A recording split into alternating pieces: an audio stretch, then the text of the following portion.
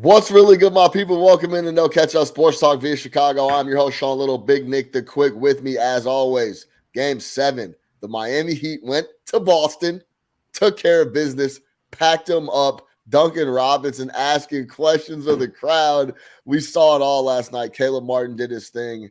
But at the end of the day, now it moves to 151 when the team goes down 3-0. The Miami Heat hung on and absolutely destroyed the Boston Celtics. We're going to break down the game 7. And of course, I want to talk about Joe Mazzulla for a little bit. I got a lot of beef with how he's handling and how he's going about his business, especially in the post-game presser and how he's talking to the media. He's a dick. You're never, ever, ever going to win in that situation. Ask Terrell Owens, ask Barry Bonds. They will tell you all about it. We're going to talk about that. Brown and Tatum now available this summer. Jaylen Brown's due a number.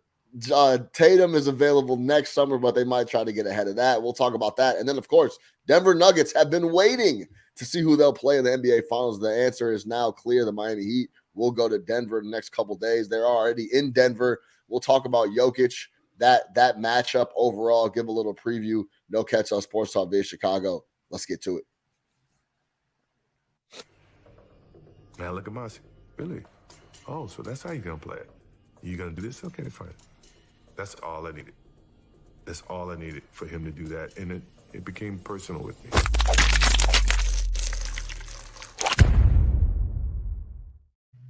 Big Nick the Quick, what's good? How we feeling? I'm happy. I'm actually, you know what's good? What's good? What's good is that I never have to, at least for the rest of this season, watch the Boston Celtics play basketball again. That's what's good. I told you in text last night I was elated. I'm whatever superlatives you want to use, that's how I feel about not having to watch that team play again. Last night is 100% why. We should have seen it coming, even though we both said the other side could have happened. But of course that's what happened last night.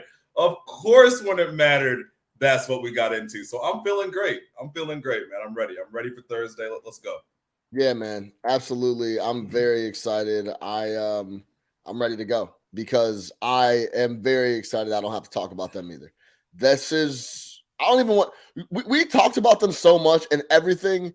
They pushed it to 7 games, but everything that happened in game 7 and leading up to it was exactly why you couldn't back a team like the Boston Celtics. I'm ashamed of myself for picking them in multiple spots along the way, just thinking that the talent would overcome. It almost did, but we talked about it weeks ago, months ago, potentially, that this Boston Celtics team is over. I'm off the Boston Celtics. I said that multiple times throughout the year, and then when it got to the playoffs and it got time to actually lock in and figure something out, I went against myself, and that's what happens. But let's talk about the game overall, because where do you want to start? You want to talk about Caleb Martin? You want to talk about the Miami Heat defense? You want to talk about the Celtics 3-point shooting? You want to talk about Jaylen Brown turning the ball over every other time he touched it? You want to talk about how unfortunate it was Jason Tatum did twist his ankle on the first possession? How'd you feel about the game? Heat get the W 103-84. Absolutely smoke the Boston Celtics in their building. Never let the crowd get into it. Talk to me about what you were going through, your thoughts watching the game as it went on. So obviously, yeah, game started. I was obviously pumped heading into the game 7. I think you had tweeted the other day, you've been thinking way too much about game 6. That's exactly how I felt too.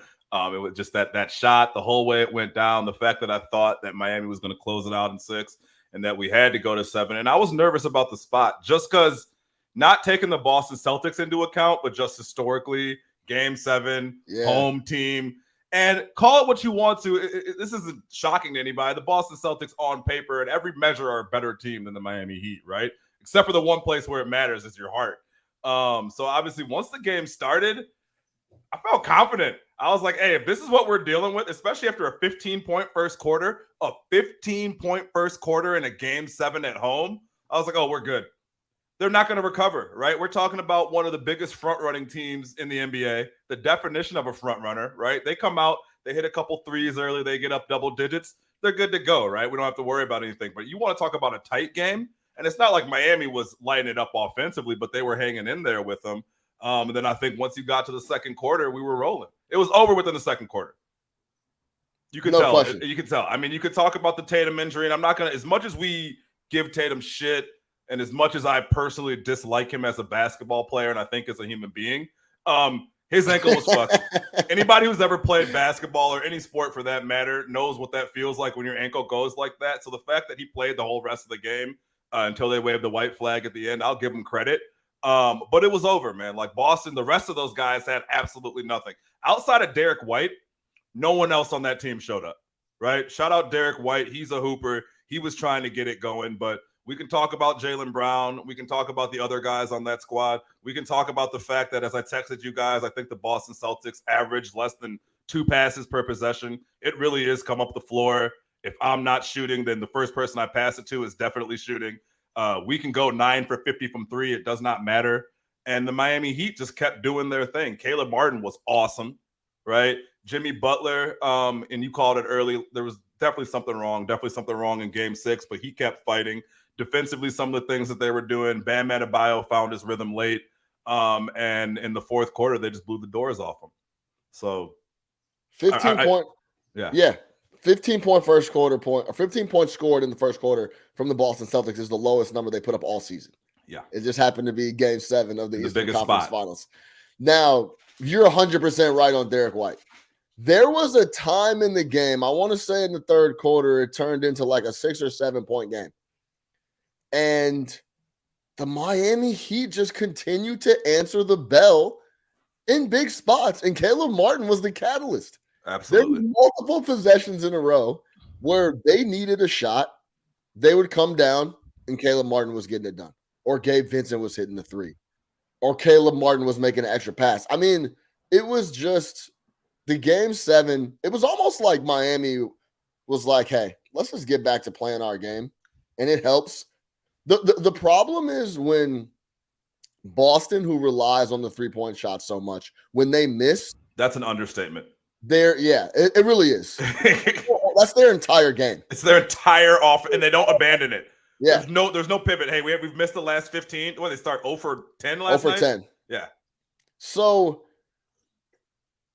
when the Boston Celtics start to miss threes, and then Miami goes back into their let's play our game and how we got here, extra passing, knocking down open shots, not making any mistakes, it starts to compound where steady Eddie Miami is just possession after possession playing really smart, really good basketball, and it just grinds you out. And that's exactly what happened. It went from a 6-point lead to a 9-point lead to a 15-point lead to a 22-point lead. The game is over.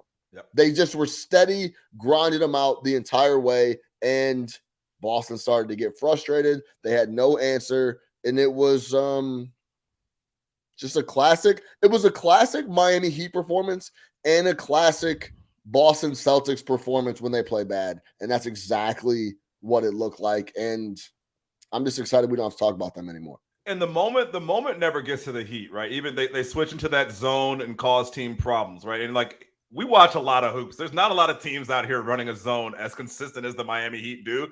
And it takes a commitment, right? Like it's a hard thing to do in the NBA, but when they do it, it absolutely flusters teams. And we've seen that year after year. We saw it last year. We saw it in the bubble when they went to the finals. But as far as Miami just executing, you're right.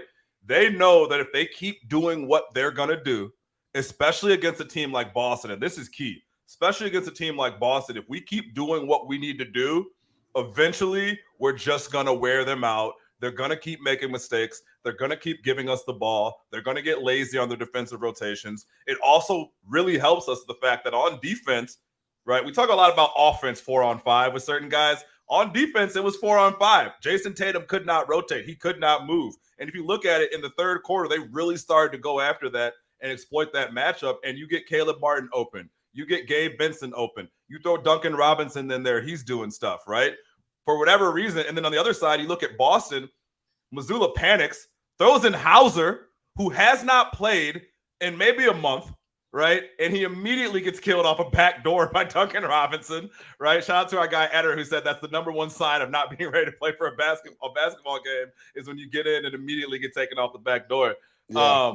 So just, stuff like that. It really is like a tale of two completely different teams as far as their approach to everything, right? Again, Boston, if they're hitting shots, yeah, for sure, you could win 3 straight playoff games and threaten to win 4 in a row, right? But the thing is, when they're not falling and you have no ability to pivot to anything else, it doesn't matter how much talent you have.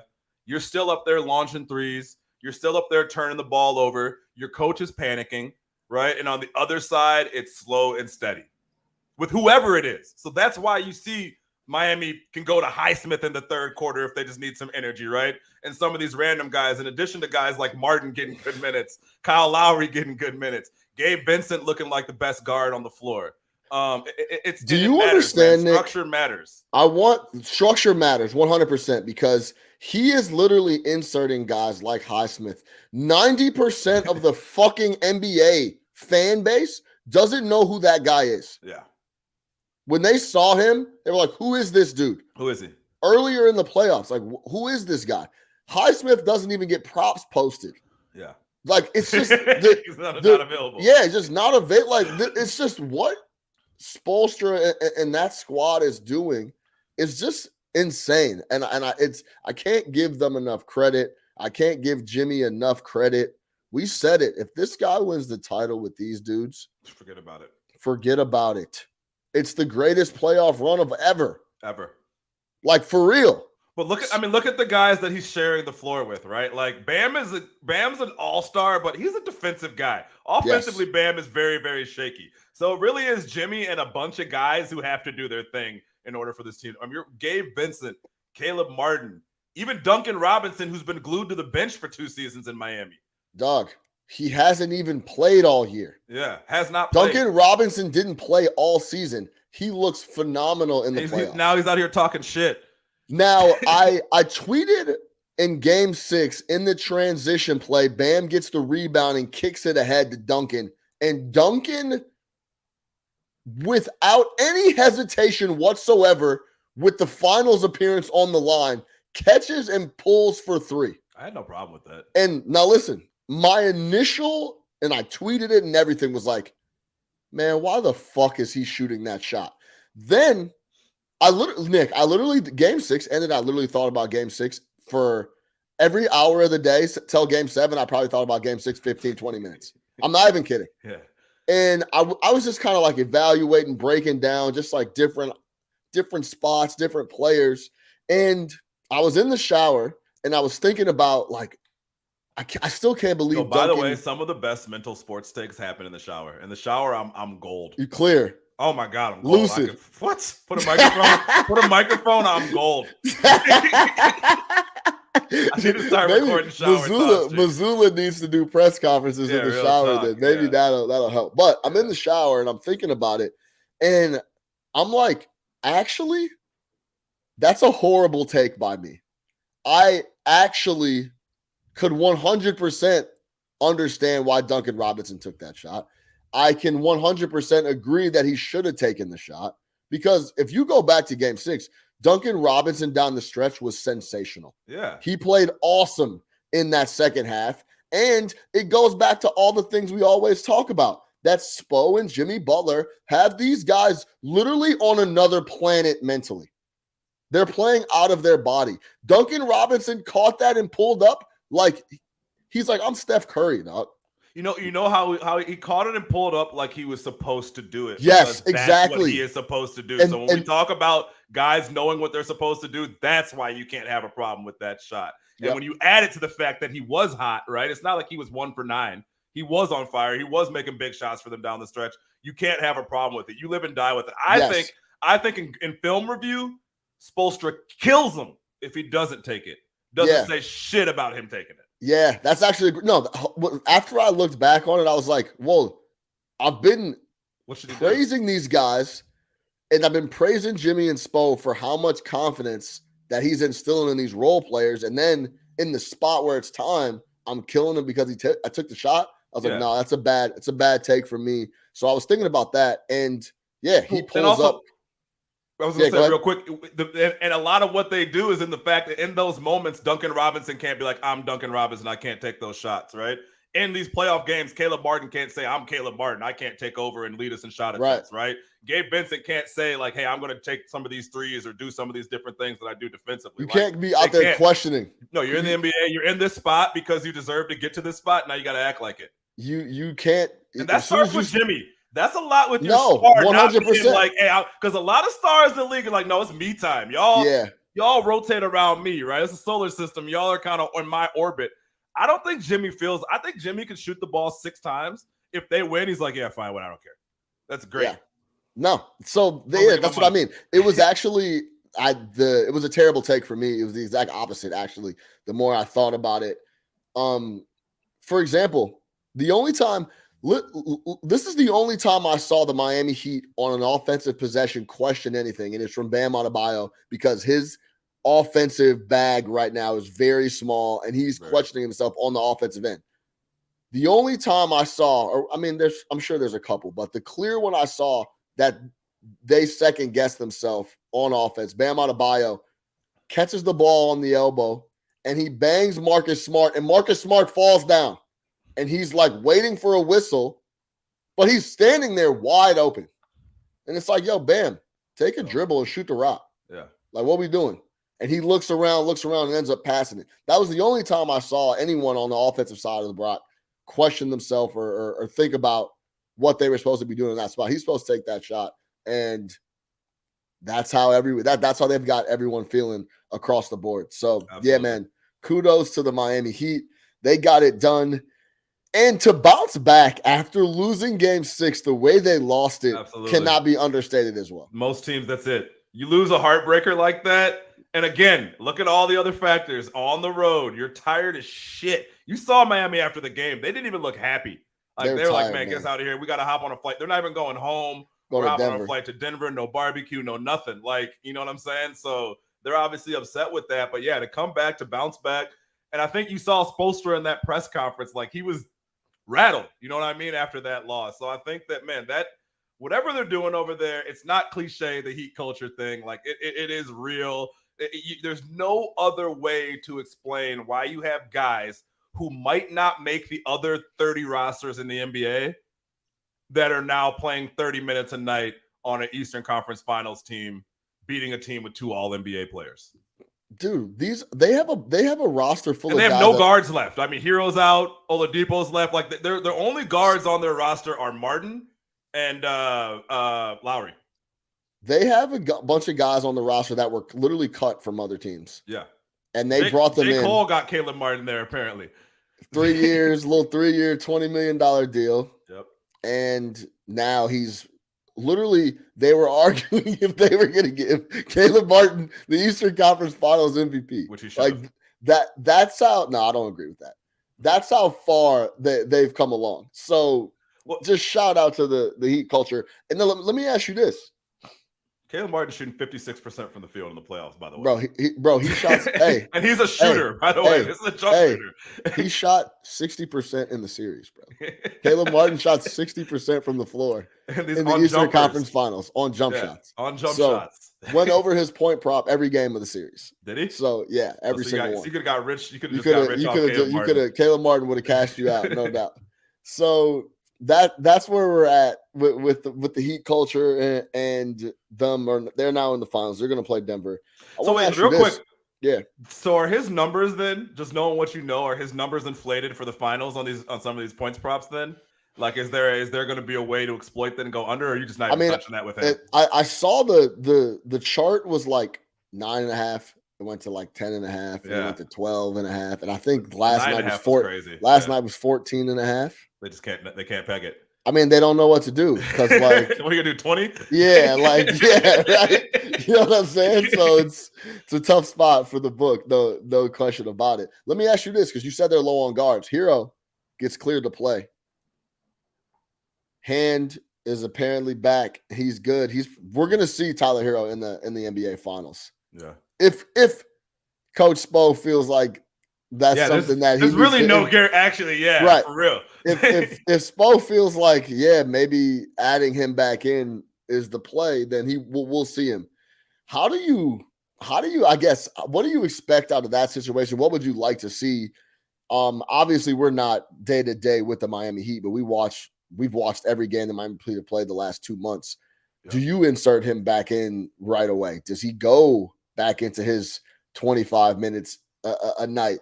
Do you, I guess, test it out and see? I'm really interested to see what Spoelstra does. What do you think?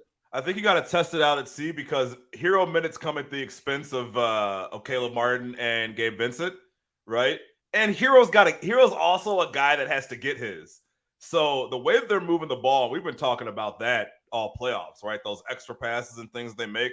If the ball starts to stick with Hero in there, you don't have enough to beat the Denver Nuggets, right? Like, you have to beat the Denver Nuggets by making those extra passes and creating open jumpers. So if Hero comes out there and he wants to play, no pun intended, hero ball, then you got to have a quick hook. But I think, again, the locker room and the culture understands that, right? Like, if Hero comes out and he's pulled, I don't think you see Tyler Hero pull a Julius Randle, right? I think he sits his ass on the bench next to Haslam, and Haslam's like, hey, I haven't played in 8 years. It's all good. You know So, and it's all good. But I think you got to test them out. Yeah, man. You can't have. You need buckets, right? Yeah, you're going to need, dude. This is let's not forget what we're. You're fully manufacturing buckets at this point if you're the Miami Heat, and you have been for 18 playoff games. Well, bro, they're getting ready to see the best offense in the NBA. Yeah.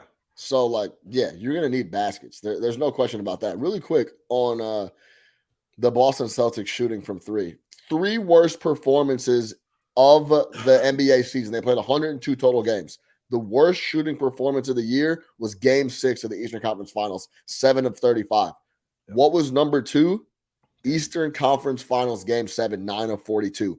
In Game 6 and Game 7 combined, the Boston Celtics shot 16 of 77 from 3.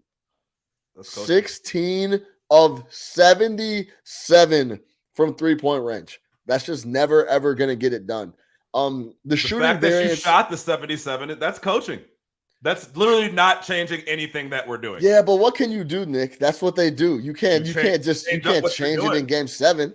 Yes, right? Can. Like, coaches do. That's what coaching is. In-game adjustment matters. Game to game. You know what you do after Game 6 and you realize that we won on a prayer? You say, hey, look, guys, if this 3's not going early, like to the tune of 0 for 10 to start the game, maybe we should try something different. Maybe we should try anything different. I don't know. I'm not an NBA coach. I don't understand basketball to that level. You understand? Yeah. But he does, or is supposed to, or he wants you to think he is. How about those adjustments? He gets paid to. Yeah, no one wants to talk about my adjustments, you clown. Make one. That's it. I don't want to hear it, man. We can't get up over here and praise the Heat and Spoelstra and everything he does to constantly adapt. We're talking about a team that has lost all their second leading scorer, right? Oladipo, a guy who they thought they can get some minutes from. I don't know what happened to Kevin Love, but he essentially stopped playing the last few games, right? Is he hurt or is he just out of in and out of the, a little bit of both? This guy's in the rotation, he's out the rotation, in and out the rotation, all that, but constantly adjusting, constantly changing things. If you watch Get Up this morning, Legler did a great job of diagramming some of the different things that he was doing. That stuff happens in games, and that's what you're paid to do. You can't just roll out the balls there like it's 5th grade PE and say, hey, man, let's just start playing. This isn't fucking a pickup game. They play basketball like a pickup game. They play a pickup. They play pickup. Yeah. I'm a shooter, so I'm going to keep shooting. I actually, and no one's there. They play like there's no one there to tell them to stop taking those shots. You know what's funny, man? I actually, in the middle of the season, this is when I first started really getting suspect on the Boston Celtics. They were just getting over that insane open to the season where their offensive rating was 125. Best in history, yeah. Yeah. They played a game. They lost a game to the Houston Rockets. And I was watching the game, and I've never seen anything like this in my life. This looked like LA Fitness to a T. I'm not even kidding. They were literally getting over half, passing the ball once, 27-footer. Houston would pick it up, start the break, kick it up to Green up top, 27-footer. And they did this for the whole game. I need to go find the exact box score, but it was something I'd never seen before. No one, it was bullshit basketball. It was something I had never seen in an NBA game. And I was like, man, they're really just out. The Boston are really just out here fucking around. So that was kind of like my first little like moment where I was like, I don't know about these dudes. Like, this is just not what like professionals do and how they go about their business. But they asked Mazzulla after Game 7, Eastern Conference Finals loss, about the 3-point shooting. And this is when I want to get into Mazzulla and how he's handling the media. Here's Joe Mazzulla after the game. Sure, what was the difference between tonight and the last 3 games where you seem to be playing with confidence? The defense was good. There was energy there. Tonight, it just seemed like after the first 6 minutes, something changed. We shot 21% from 3. Defense was still there. Is this team too reliant on the 3-point shot? Does that have to change? No. Now listen. Yeah. You can answer questions like that when you've won multiple titles. Not even one. You can't win. Doc Rivers can't answer questions like that. It's a Belichick answer. You literally have to be one of the best coaches of all time to answer questions like that. To the point where it's, you guys are fucking idiots and don't know what you're talking. Because that's what he's saying, by the way. Yeah. Hey, you guys are so dumb. This question is so stupid. I can't believe you're approaching me with this question. No. 3-point shooting is not an issue. We shot 20%. Next question. You have to be Bill Belichick, Greg Popovich, Steve Kerr to answer questions like that. And I really don't understand why he's so defiant when we know he backed into the job, and we know, I just said they shot 16 of 77 from 3. Clearly that's an issue, that you're too dependent on the 3. Or elaborate and explain why that isn't a problem. That's the key. Maybe no offers us nothing. Maybe it's, hey, I just got an extension. They just brought me on full time. You don't like how I'm doing shit or how I'm answering questions, then pack me up. But I don't know why his attitude is like that. I don't understand it. Jaylen Brown turned it over like crazy, almost double-digit turnovers last night. He comes out, says, I failed. It was a really bad look. I got to get better. We're going to come back and get better. Now, Jaylen Brown's also trying to get a new deal. Yeah. At $295 million. I understand that as well. But still. $295, I'm saying whatever you need to hear. Yeah. 100%. But Mazzulla, you can't answer questions like that. No. It doesn't suit you at all. It's an absolute negative, across the board net negative to show up to the press conference and answer questions like that. Well, he did it on the sideline report too. I think it was whoever it was that interviewed him on the sideline in between. Yeah, he was a dick. Yeah. I was like, there was no reason to answer her questions like that, dude. I have that exact clip. Nick just brought it up. Here's Mazzulla. This is the local media now. Okay, you're at the press conference where everyone's there. TNT, it's the national presser, right? All the reporters are in the room. Now, I could almost even go for, you're kind of an asshole to the national. You don't want to talk to Allie LaForce in the middle of the third quarter. Okay, on TNT. That's the one I was talking about. What do you got? I understand that. Here's Mazzulla with the local NBC Boston reporter who's asking and trying to, get a little feel for what happened in the game. Joe, I don't know how eloquently to ask it, so I'm just going to say, what happened? They played better than we did. Why? I don't know. But our guys gave everything they had, and that's the most important thing, is that people understand it's one of the best locker rooms I've been a part of, and those guys gave everything they had. How much pain is Jason in with that ankle? He's hurting. What was your message to them? I love them. Thank you. Thanks. Okay, so yeah, I hadn't seen that. You know the crazy thing about that too, when you talk about these local reporters, and they spend a lot of time around the team, a lot of on the record, but a lot of off the record time with the team, right? Like, these people are there every day. They're at practice, they're at shoot around, they're obviously at the games, pre, post, like whatever. Like, they are, if you're on the beat like that, like, Your job is to be on the beat. You travel with the team often, different things like that. So to give her an answer like it's obnoxious, man, because she's done her job and I'm assuming represented you guys all year and gotten your message out there. You got to give her more. She shouldn't be pulling for questions from you. And you could tell she almost didn't want to ask a question because she knew what he was going to say. It was almost like, and look, we've said this so many times on No Catch Up. If you're going to be an asshole, you better be winning all the fucking time. If you're not pleasant to work with and be around, you better be winning constantly, because as soon as you're not, you're done. You're toast.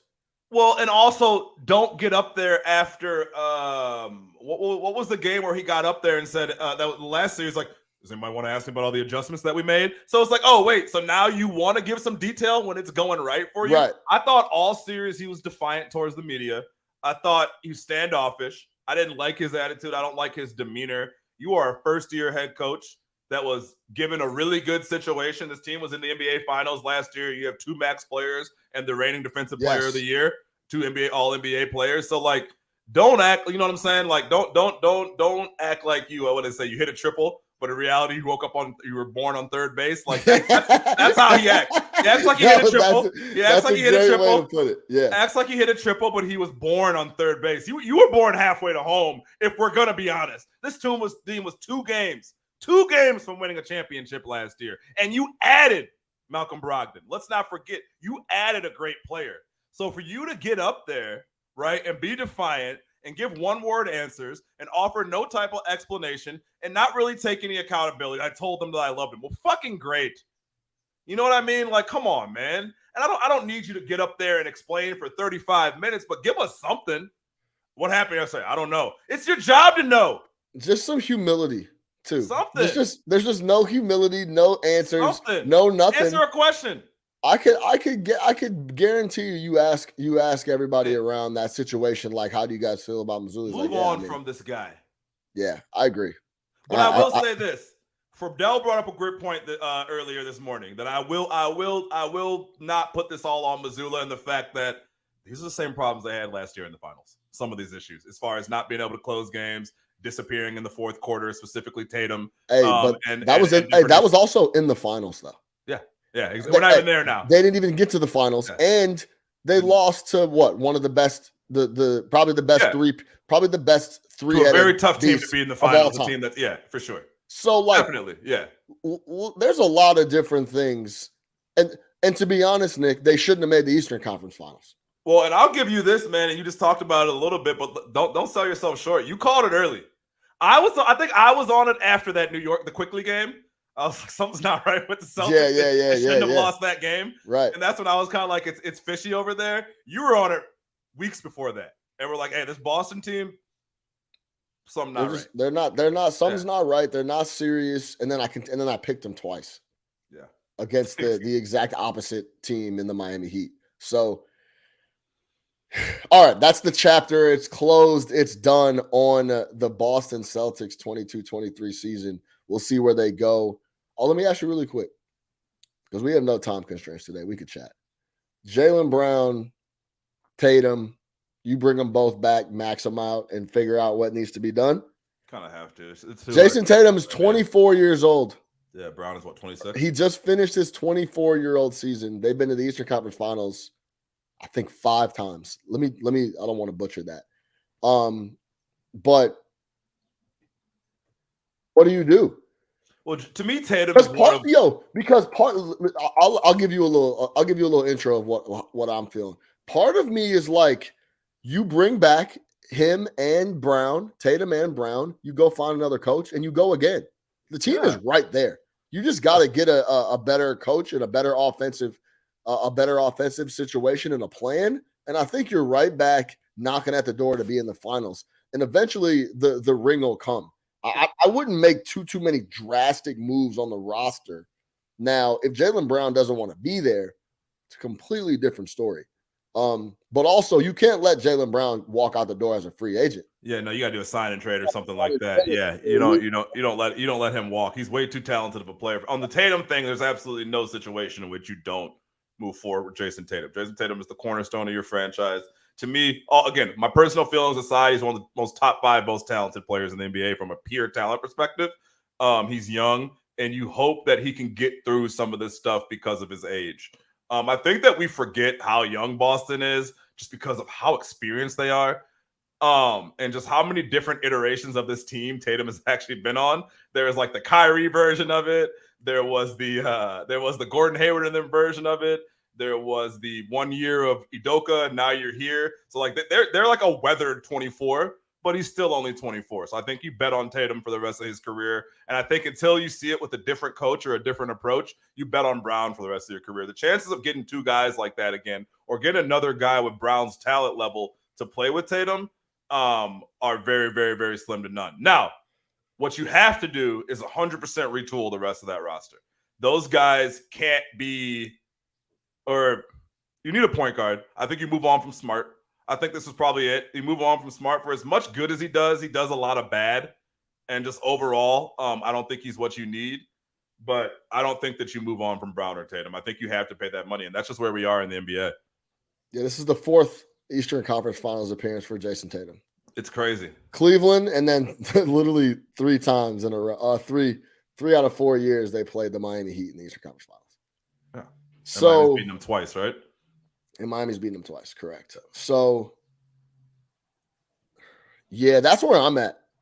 I honestly think, Nick, it's more has to do with the coach than anything else.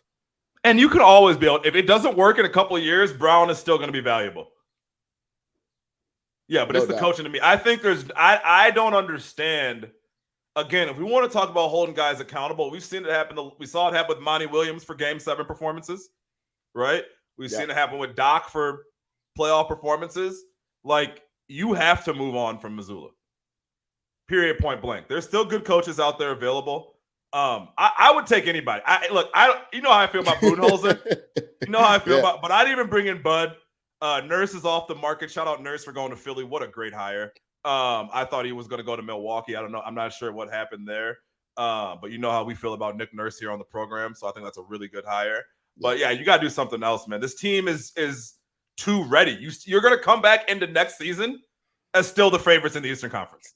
Bro, at the end of the day, this team fucks around and doesn't know what they want to do, and then they have one of the best offenses in the NBA. They have the best net rating, and they're a game away from the finals again with literally no direction. Mm-hmm. The team is out there with no direction, period. Now, Dante in the comments, shout out Dante. He's always rocking with us, man. He said Celtics supporting cast is overrated. So I'm assuming he's talking about Horford, Smart. Yep. I like Derek White isn't. He's a great piece. Derek White stays. Yeah, Derek White stays. Brogdon, I thought he'd be bigger. I thought he would too. I thought he'd be bigger in this series. I was disappointed with Brogdon. He didn't make an impact like I thought he would. All. Yeah. Didn't slow them down. Didn't get them into what they needed to get into. It was just kind of out there. To be honest with you, I can't think of any Malcolm Brogdon moments from this series, really. No, they're not. Well, he missed Game 6. Yeah. Yeah, there wasn't very many, if at all. For a guy who we really like, and we were excited about him coming over to the Boston Celtics. I got to bring both guys back for whatever dollar amount is necessary, and I got to fill out the rest of the thing, and we got to go from there. Oh, we know the dollar amount. Tatum, Brown. If you're Jaylen Brown, you're not signing in Boston for anything less than $295 million. And 5 years. And if you're Tatum, you're not signing less for $318. Call me when that's ready. I'll be in Cancun, but phones work there. Call me when that's ready. I'll be ready to sign it. I'll be ready to sign, yes. Let me know. Fax it over. Whatever. Yes, let me know. It's all good. Email works too. You can DM me. It doesn't matter. AirDrop. I'm all available. Yeah, man. So I think that is very, very interesting. But I wouldn't overreact on the roster per se. I would definitely overreact on the coach and figuring out that situation, because I wonder if they could go back what they would do with Ime, like just knowing how the shit shook out. But I guess we talked about that a little bit. I don't think he can come back in the org. It's bigger than hoops. Yeah, he couldn't come back in the organization. I think they probably had to make that move, but the way they did it definitely had an impact. Yeah, it's bigger than hoops, man. Ime was out here wilding out, man. Bigger than hoops, man. Folks was a predator. It's bigger than It's bigger than hoops, man. Bigger than hoops. So, but no, it's clearly broken. It's broken, man. Yeah, you got it. I think, and again, man, look at those post-game pressers. Hold guys accountable for game sevens when he should have shown up. It was at home. You were not on the road.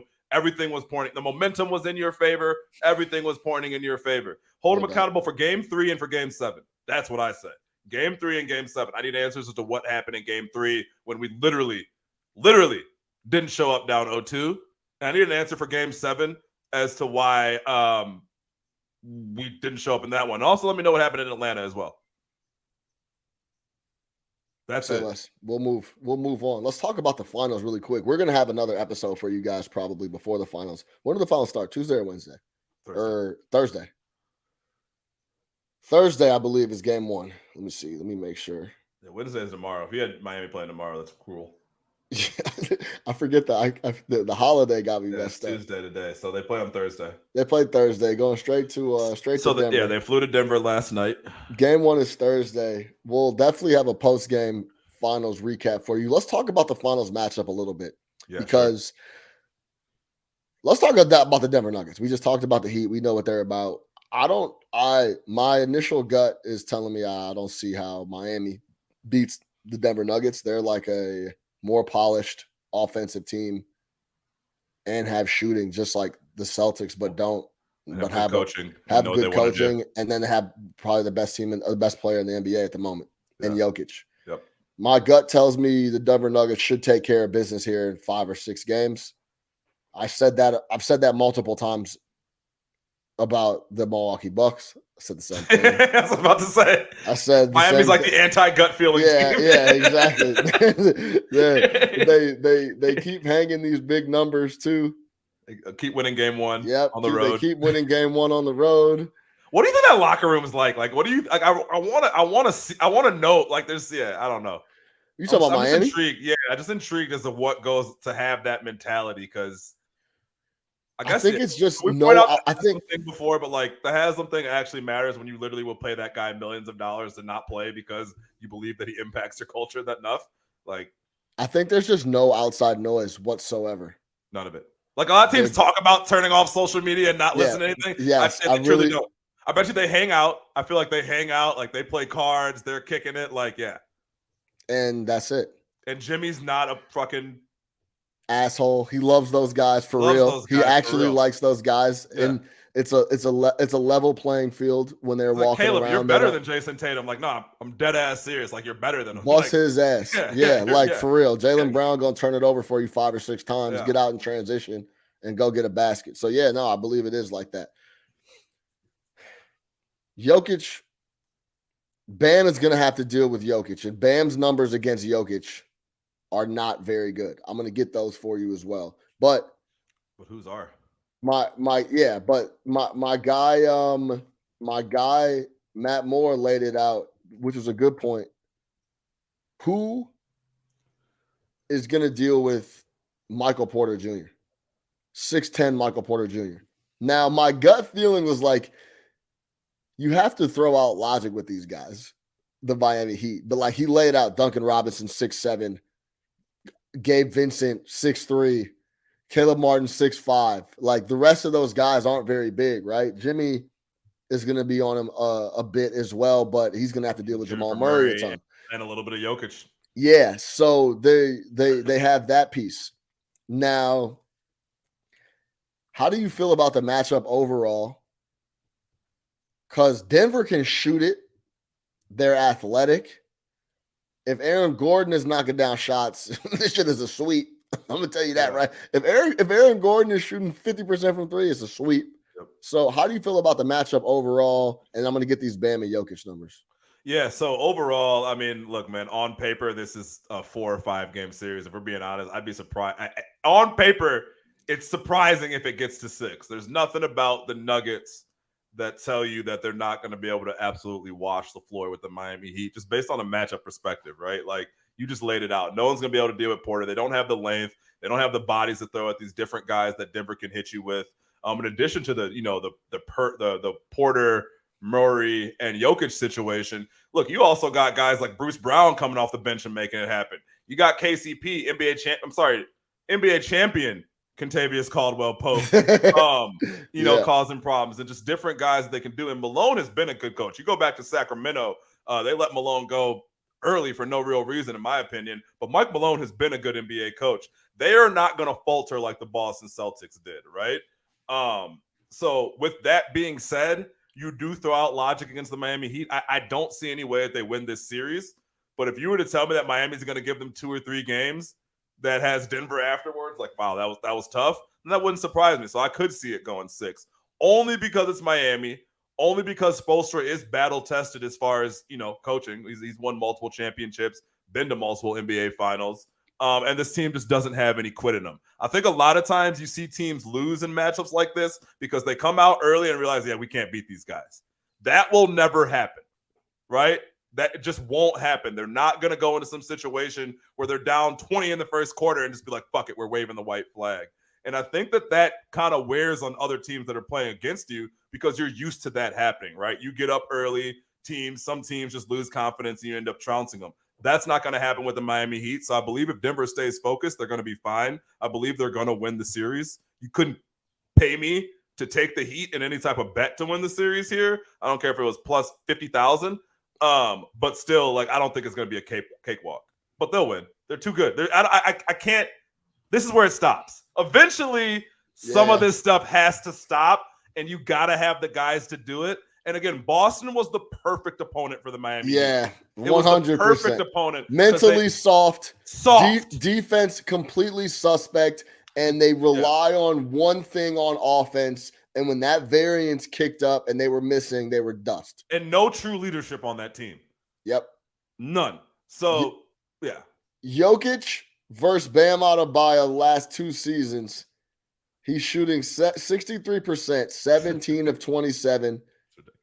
And the Nuggets are 4-0 in those games. Then to get a little deeper in the matchup data, 15 minutes. So these are 3 different instances. 15 minutes, 9 of 15, 20 points, 8 assists. 16 minutes, 8 of 12, 17 points, 10 assists. 13 minutes, 6 of 13, 15 points, 7 assists. When he's not scoring, he's giving that bitch up and someone else is scoring. Total, 52 points, 25 assists in 44 minutes versus Bam Adebayo the last few seasons. So and his passing is going to be able to solve the zone. Yes. That's where they're going to run into an issue. You swarm him down there, he's going to find the open man every single time, and that's what kills the zone. Also, we talk about Jokic because we saw AD give Jokic baskets in game 1, or I think it was game 1 or game 2 of that series. He had 40 plus. 45, wasn't it? Yeah, he had 45 or whatever in game 1, right? So but Bam offensively is not like that. Not even close. So if we want to talk about Jokic's weakness of being a poor defender when he's literally doing his usage rate is 99% on offense, then, it's going to be tough for him to play D at a high level too. Bam is not going to be able to exploit that weakness. Also, the Nuggets have a lot of wings that could deal with these new-found studs in Caleb Martin, in Gabe Vincent, in Duncan Robinson. Add Hero into the mix as well. AG is going to be able to guard some of these guys. Michael Porter Jr. has been playing a lot better defense. Jamal Murray is not a stopper whatsoever, but KCP is. Not what he's there for. Bruce Brown is going to show up with tons of effort. And then Christian Brown, I love him coming off the bench. Is it Brown or Braun? So, spelled Braun, but everybody says it's Brown. Spelled Braun, but it's Brown. Yeah, they keep calling him Brown. I'm like, to me, that looks like Braun. It looks like Braun, Braun but my whole Brown. life. Yeah. It's like, okay, bro. Yeah. And my last name is Big, but it's just whatever. Yeah. But so Christian Brown is also a guy off the bench that I think will give a lot of good minutes, especially on the defensive end. He gave a lot of great minutes defensively against Devin Booker. Denver they also is have tough. size sitting on the bench too if they really need to. They got Jeff Green is going to be able to impact some stuff as well. They got Jordan. DeAndre Jordan won't see the floor. Yeah, I know, but I'm just saying if you ever had to throw in some size, they got Jordan and that dude that was on the Lakers. Used to be on the Wizards. Used to kill the Bulls. Bryant. Yeah, used to kill the Bryant. Bulls. Yeah. So murder the Bulls, by the way. Yeah, yeah, he did. Kill the Bulls. Get the Bulls fits. So that's another aspect that. Yeah, I guess I'm going to pick against Miami again and say that Denver has too much. I'm going to tell you this. I There's a bet that I was looking at. I really like on DraftKings right now. You can get Denver to win game 1, win the series minus 205. I saw it as high as 260 in other spots. I like that play. If you're looking to Denver to win game 1 and win the series minus 205. Can I ask you a question? Yeah. Was the time to take Denver to win the championship during this little Boston 3-game run? Because the numbers got ridiculous, right? Like when people thought it was Boston going there. Yes, because Boston was going to be the favorite if they saw Denver. Yeah. Bro. Like Boston, that was a huge, Boston is always going to be the favorite because when they show up, it's lights out. Lights out, yes. Yeah. So, like, there's nothing you can do with them when they're playing really well. They're just so they're just so unserious and mentally mush that they just have consistency problems. Boston they're like Anthony Davis. A capper's worst nightmare. The Boston Celtics are Anthony Davis as a team. That's what it is. You can't count on them. You don't. They clearly could. But you're always scared. You're always nervous about what they're gonna do and how they're gonna show up. That's just what it is. So I'm excited because hey man, these windows we talk about them. I feel like Jimmy feels the pressure too. He knows he's like, man, I don't know. No. I'm saying about getting back to this spot. Oh, for sure. So you mean to tell me I can win a title? I don't have to play LeBron. I don't gotta. We already took care of no Giannis. Golden State. I don't no Giannis. I don't have to see Steph. I don't have to see none of those dudes, and we got a chance to win the title against a bunch of guys who haven't won the title before. Against the guys that are, I mean, that was Jokic's second Eastern or Western Conference Finals appearance. This is his first Finals appearance. A little bit of experience, but man, this is the best opportunity. I'm never gonna have another opportunity like this again. Well, as simple as that.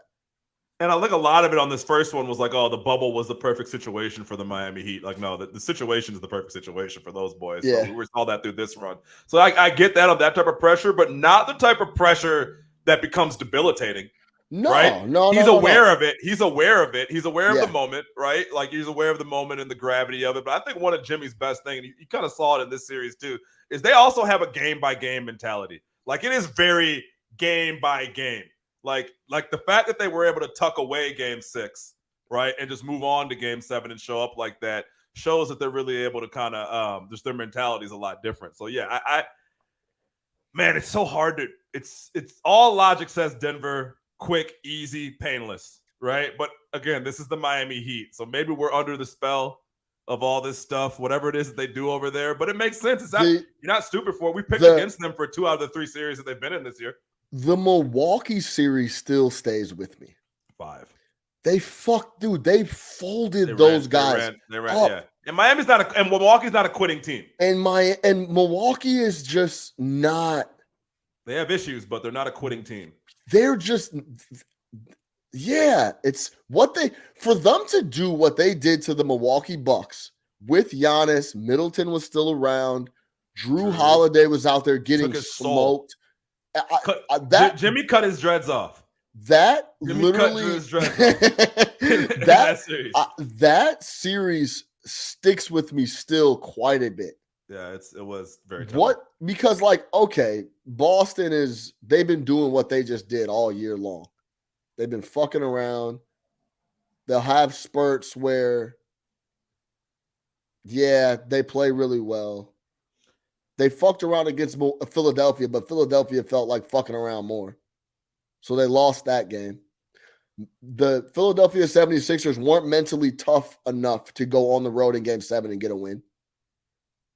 Miami Heat are. They did. The Knicks, another wildly inconsistent team. The Knicks were an inconsistent team for them to face and a well-coached team and all that stuff, right? Yep. But another very inconsistent team. But yeah, you're right. And what's funny is but you can't say anything about the Bucks series. You can't say anything about the Bucks series. They folded them up. You talk about the Giannis missing game. I don't care. They folded the Bucks up. And that sticks with me quite a bit. I'm going to be rooting for the Miami Heat. There's no question about that. If Jimmy, for everything that I believe in sports, Jimmy Butler deserves to walk out in his career with a championship ring. He's already so stamped too now. He is so stamped and certified. Yeah, it's crazy. The guy is like Jimmy is an all-timer already. Just an all-timer. Just dude. like All-time when his name comes up down the road, it's gonna be like, man, that dude was a fucking killer, bro. Yeah, like yeah. that's just how I'm gonna remember Jimmy, no matter what he does certified. the next three seasons. Yeah, sure. So I actually, you know what? I've been talking about that for the last couple of years, that Spoelstra quote, and I actually did find it, the exact quote about Jimmy Butler. Yeah. So I do want to give that to you real quick, but this was after I think this was after one of those Eastern Conference bubble Finals performances. last year. Yeah, no, last year. Eastern Conference Finals. He goes, Jimmy Butler. This is from Spoelstra. He goes, Jimmy Butler is an elite competitor. There's a lot of guys in this league that are playing basketball. He's competing to win. That's a totally different thing, and he does that as well as anybody in this league. Simple as that. Sums it up. It's different. Not a real crazy game. Nope. Very solid game. Nothing spectacular. Nope. It rips your heart out. It's about winning. Yeah. You want to know what's funny? How about Jimmy, fresh out of halftime, first possession, pulls up for three all net?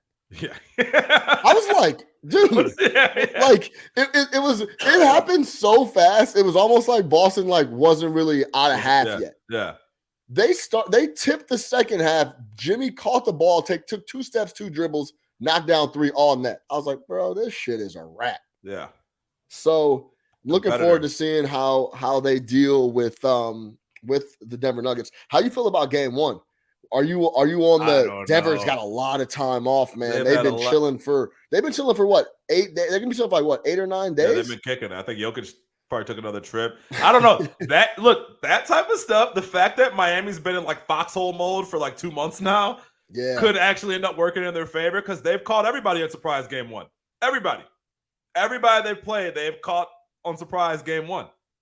It's gonna be big time recovery mode. Yeah. That they're gonna go to game 1.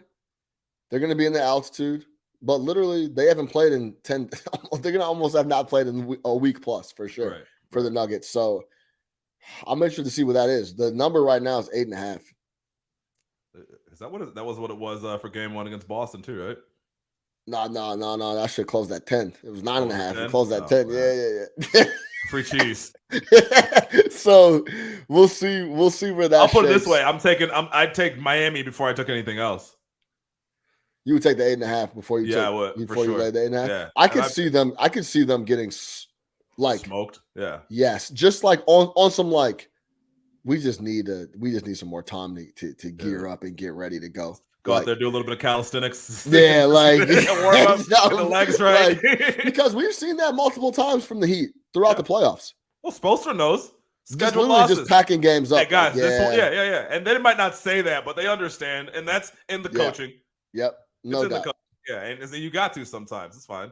I don't think they did that those last 3 games here. I think they just got beat, but it was what it was. Maybe game 5. Does Jamal Murray keep rolling? He has to. He's been awesome. He's been great. Or does he? But he's going up against Jimmy Butler. Jimmy Butler has a way of making you question who you are. You know what I mean? And he wants to get after Jamal Murray. You know what I mean? Again, we thought Drew Holiday was a mentally tough player, and I don't know if I've ever seen that before. Where I've seen guys take guys' soul. I've never seen a guy take a guy's soul while telling him about taking his soul. Dude, you know what I mean? Hey. Come on, man. Well, dog, for this is almost unanimously the best perimeter guard defensively in the NBA. In the NBA, yeah. Ask the fans, ask the players. Ask the players for real. They always Drew Holiday is no joke. Shout out Lou Dort. Yeah. He killed him. Killed him and told him about it. Yeah.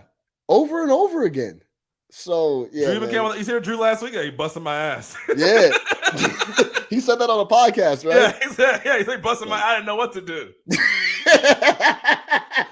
I think I'm a good defender. I don't know. I didn't know what to do. This guy took my soul from me. This guy's different. This guy's different. So whatever it is, it's not going to be. You're not going to see any laying down, man. And that to me is going to make it a fun series, regardless of the outcome. You will not see any laying down. You'll see one team who plays a really beautiful brand of basketball versus another team that plays the grittiest, grinded out, no lay down, no quick brand of basketball you've ever seen. So it's 2 completely different styles. Yeah. But it could be interesting. Hey, styles make fights. Styles make fights. So we're about to find out what these boys are about. Well, me and Big Nick the Quick are going to be recapping all finals post game, every game. That's what we do here on No Catch Up every year. I'll talk to Nick offline. We'll see if maybe we could do a little finals preview, get together some numbers, and talk about the overall matchup, what we think will be the keys to the series. We'll break it all down. Gambling spots. For Big Nick the Quick, I'm your host, Sean Little, No Catch Up Sports Talk, Big Chicago. We'll see y'all next time.